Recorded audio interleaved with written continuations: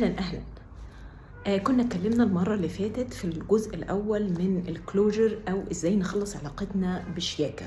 إزاي يعني تبقى خلصانة بشياكة. العلاقات ماهيش أبدية، ممكن جدا العلاقات تنتهي، ولكن جزء كبير من الذكرى اللي بتفضل في وجداننا وفي قلبنا وبتفضل كده مسيطرة علينا هي الطريقة اللي انتهت بيها العلاقة، لأنه إنهاء العلاقات ده فن، حكمة، مهارة، تعلم، أخلاق، أسباب كتيرة وأدوات كتيرة لازم نتعلمها ونفهمها، لأنه الحياة مش مستحقة أنه الذكرى اللي تتساب بين الناس تبقى يعني قاسية أو فيها أذى بشكل أو بآخر، سواء قصدنا أو ما قصدناش. أولا في حاجة أساسية بتجمعنا كلنا، وهي إن إحنا مش متعلمين قوي لا ثقافة المواجهة. للأسف ناس كتيرة بتهرب من المواجهات، خاصة في المواقف المؤلمة، المواقف اللي فيها رفض.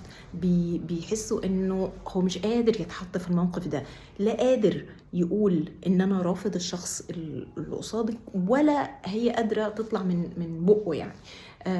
فممكن يبقى الخوف من المواجهة، أو الخوف من الوجع، أو إنه الواحد يتألم لما يعمل المواجهة دي، أو إنه يأذي الآخر بكلام يضايق. وده برضو يقول لنا وبيشاور على قد إيه إحنا مش متمرنين على فكرة إنه في منطقة وسط في النقاش، منطقة وسط في الحوار، إزاي نكومينيكيت ونتواصل مع بعض. حتى ده في مشكلة وإحنا بننهي علاقتنا، لازم يبقى فيها، أو في أغلب الأحيان للأسف بيبقى فيها نوع من أنواع الأذى.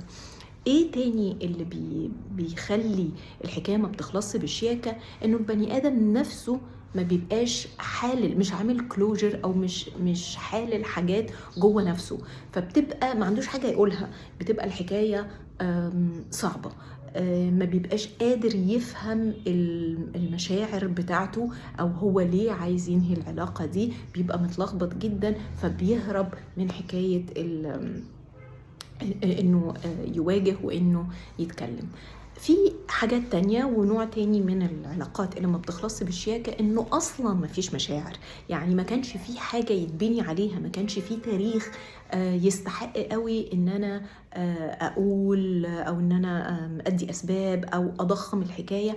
هي ببساطة كانت حاجة يعني عابرة، مرت مرور الكرام، وغالبا بيبقى يعني اسفه ان انا اقول، ولكن دي حاجه بتظهر في كتير من النماذج الرجال، ان هم ما بيبقوش عندهم مشاعر اصلا.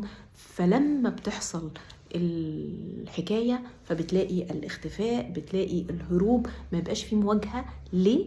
لا خوف من الوجع ولا خوف من المواجهه ولا بس هو ما فيش مشاعر اصلا يعني يتناقش فيها مع الطرف الآخر. ايه تاني بيخلي العلاقات تنتهي نهايات مش لطيفة ومش طيبة، وقد تكون مؤذية كمان؟ انه اوقات بيبقى احد الطرفين مش عايز خط رجعة للعلاقة، او هو بيبقى متصور انه كده بيحسم العلاقة، فما بيواجهش، إذ ربما إنه الكلوجر ده، أو إن إحنا نتكلم مع بعض، يمكن يفتح باب تاني لاستمرارية العلاقة، فبيحاول إن هو يحسم الحكاية بشكل قاطع علشان يضمن إنه مشاعره أو مشاعر الطرف التاني ما ترجعش، أو يبقى في نوع من أنواع المفاوضات. أوقات، ودي حاجة شريرة جدا، أتصور إنها يعني، أو أتمنى إنها ما تبقاش هي المنتشرة أو في بال ناس كتير، لأنها حاجة مؤذية جدا، إنه أوقات ناس بتتعمد إنها ما تعملش مواجهة لإنهاء العلاقة بشكل محترم وبشكل راقي، انتقاما. يعني الناس تبقى عندها مشاعر غل، مشاعر غضب تجاه الطرف الآخر، فكل ما الطرف الآخر يحاول يفهم، يبحث عن تفسيرات هو ليه ده حصل، بيحصل عملية صد، بيحصل مسألة هروب، لعبة نفسية مش طيبة أبدا في إنهاء العلاقات. زي ما بنقول كده، ما بيدلوش عقاد نافع، هو ده ليه حصل، فبيفضل طول الوقت الطرف الآخر مشاعره في حالة غليان. الطرف الحقيقة اللي بيعمل ده شيء مؤذي جدا، وشيء يعني ما فيهوش أي نوع من أنواع التحضر. بيعمل ده يمكن لأنه عنده غضب شديد جدا، ولكن مهما كانت درجة غضبه سواء كان محق فيها أو لأ، مش هي دي الطريقة. يعني في طرق تانية لازم البني آدم يتعامل فيها حتى مع الغضب، حتى لو الطرف اللي احنا عايزين نعمل معاه الكلوجر ده أذانا، ما ينفعش ان احنا نعمل الطريقة العنيفة دي قدر المستطاع.